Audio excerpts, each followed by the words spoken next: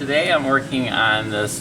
This is a power tool right here. It's an old Milwaukee heavy duty sander. As you can see, it's missing a handle here. And so we're going to do a couple of things to it today. The owner of this came to me and said, hey, the trigger doesn't work, okay?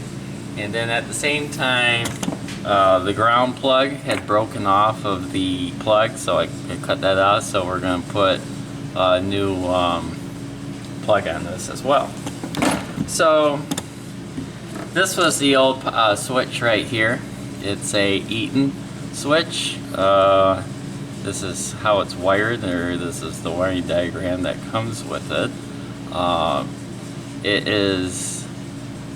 So what they did here is they have jumpers where they're jumpering. This is like two switches in one.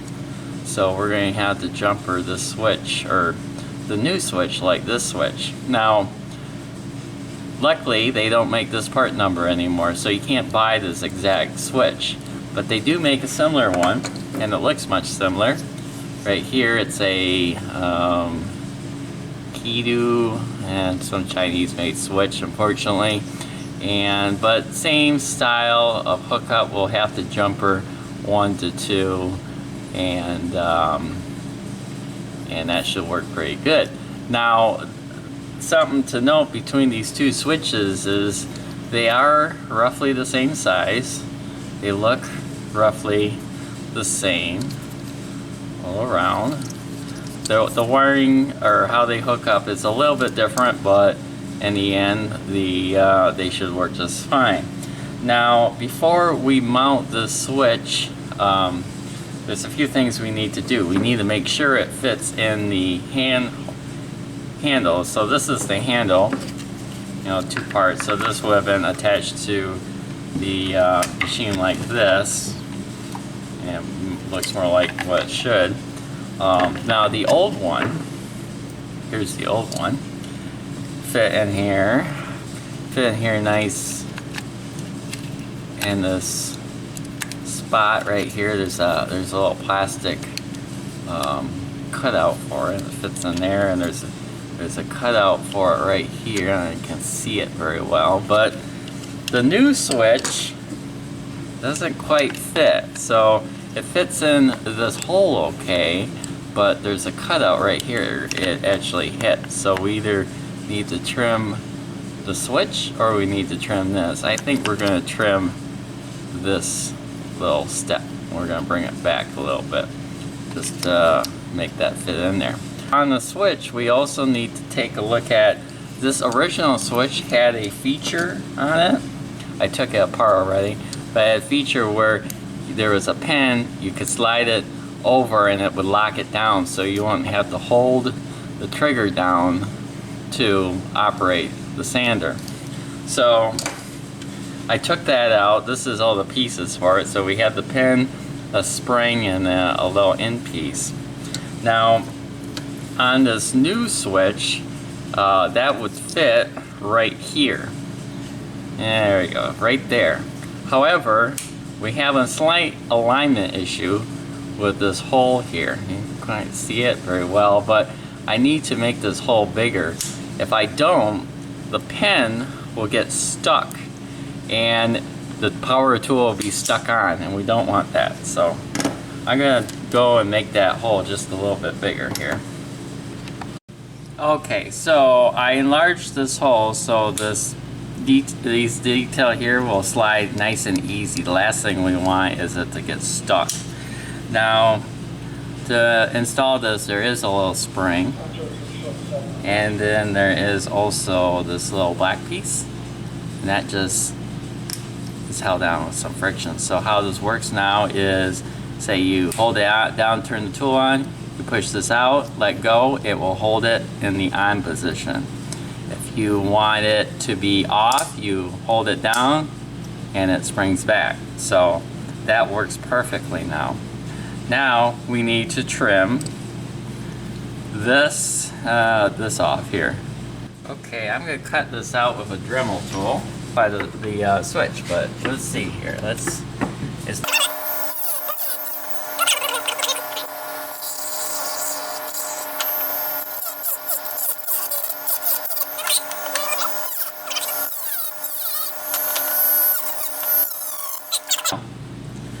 So, alright, so we got this freshly trimmed. This goes this way. Oh, it fits in there wonderfully. Okay, with that bolt in there, that seems to be holding this switch, so it's not a problem. So, okay, that's good. Now, the old switch was jumpered, okay? So, if we look at this switch here, see if the zoom automatically zooms, we have, it was connected here and here. So it was connected across line 2 through here. Okay, so we're gonna make jumper the switch with some wire here. This is just regular Nomex wire. I took a strand out. So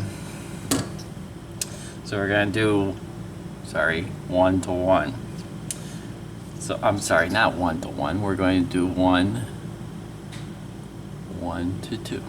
Okay, now I'm making the jumper wire for the switch here.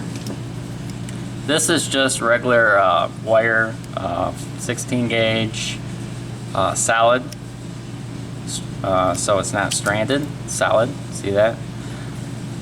So whenever you're connecting wiring, a screw type terminal, you want to put a hook in it. Now it's very important that if you do put the hook in it, you put it in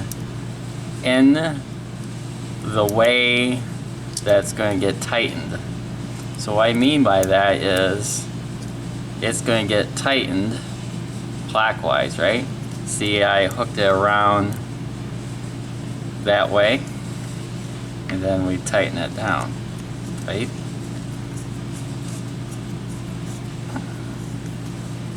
Okay, so like that. Looks beautiful, right? We go across and then over here, and we'll probably need, and then let's go ahead and bend this over like that. Make it work. Good. So to verify our jumper is working, what I got down here is I have a multimeter, and we want to see basically 0 ohms across the switch. So if we select number 2 here and connect number 1 that's not jumpered, and go ahead and switch the switch. Oh, you see it's got contact. See that? See how my multimeter display goes to 0? That's what we want. So now we gotta kind of reorient the wiring around. Oh, it goes like that. Oh my god. I'm just not with it today, am I? This is the proper way now, okay? We're gonna put this bolt in the back just to hold this thing in place.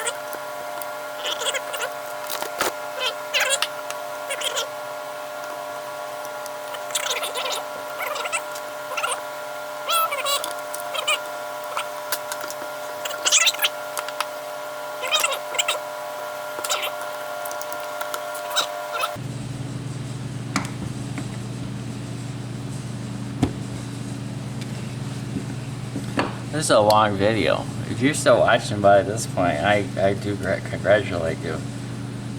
Okay, look at that, it's on. Woo. Alright, and the switch works beautifully. So the trick was I had to put this a clamp on this. It's just the rubber was so hard that that's the only way I could get this to go on.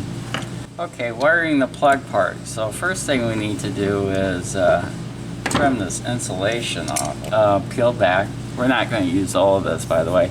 So when you're stripping wires, it's very, very important that you don't cut the insulation on the wire itself. And what I mean by that is, when you're stripping this outside insulation, you don't want to accidentally nick this. So I have a couple of spots up here closer, if you can see them, not very well. It doesn't go all the way through, but if that went all the way through, you can see when I cut it there, oh, that one actually does. When I was sliding it that way, it cut all the way through. We don't want that. That's why I actually ended up bringing it back more, because this is going to get cut off. You always need to put this on first. What you want to do is wire the plug and then forget this thing, because you'll be swearing up a storm and you have to do it all over again. So side.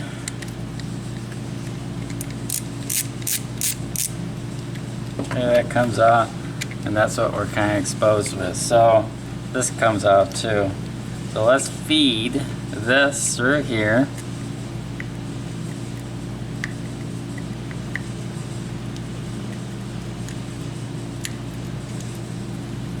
This takes patience too, but we want it just like that. So what we'll do now is take these pieces and put them back on.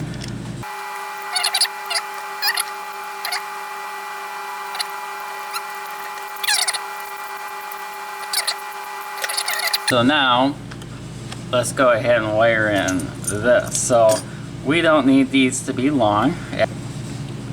We might have to actually bring this plug up further. So let's see here. We all know what's ground, right? Let's do our hot first.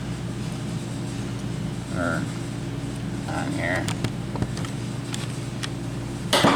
Okay. Now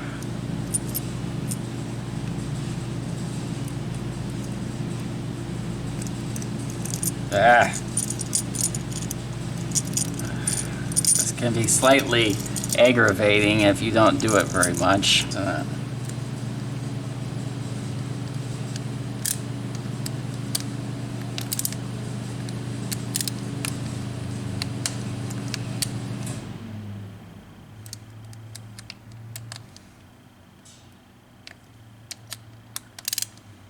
Okay, there, that's on there. And this is, all right, now we're gonna plug this in and hope that nothing blows up, right? Okay, let's see what happens here. Whoa, that torque.